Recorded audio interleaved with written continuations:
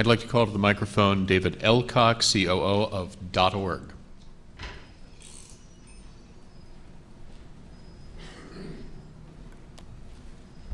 Good afternoon, committee members and Gail Brewer, Honorable Gail Brewer. Thank you for putting on this forum.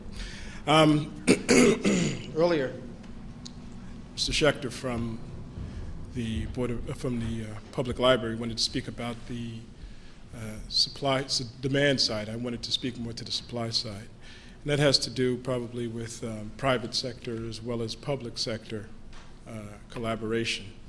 I'm not only the COO of a company, .org Technologies, I'm also a board member on Mount Hope.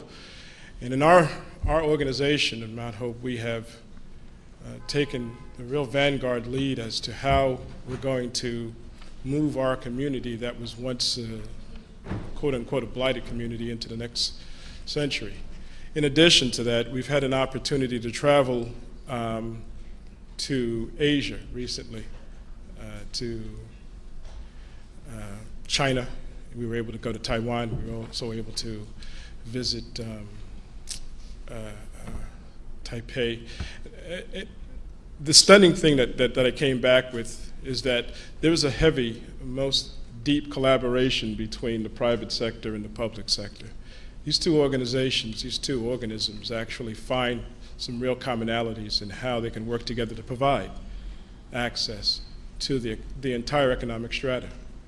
And they find those ways to do that for several reasons. One, as a business person, I understand that there's a need for profit in my business. And so I have to be able to develop a scalable model that can actually provide services for corporate organizations and provide services for low-income organizations. And there has to be a profit model in that. But also, from the public side, there's also an equity, a moral equity scenario. I mean, I grew up in Brownsville, Brooklyn, and I grew up in, I was born in '56, so I was born in the '50s, and so you know there's a real development and maturation process to move and to live through that time and that era to be able to stand before you today. If the organizations such as Verizon, Cablevision, all these great organizations do have the wherewithal to provide services if there's actually something there for them. And they will go there and they will perform the services if, you know, all of the non-for-profit organizations give them something to bite on. And that's what we've done at Mount Hope. We've given them something to bite on. I wrote down a couple of things, but this is much too much. I would really want to talk about our trip to China and how it actually relates back to what you're talking about here.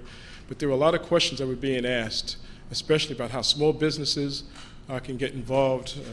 Well, we only have about 20 seconds left. No problem. I can wrap that. Okay. About your question, Mr. Birdsell, about location and income, which I think is exactly the same thing. If you live in a location where you're living there because of your income and location happen to be the exact same thing.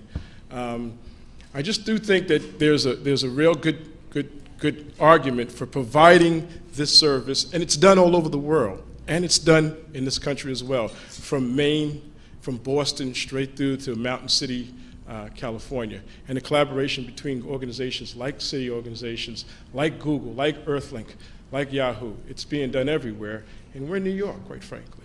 Frankly, we're in New York, and we should be at the forefront of this. Thank you. Are there questions for Mr. Elcock?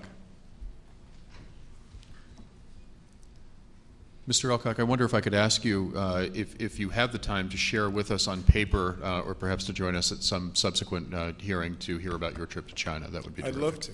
Thank you, sir.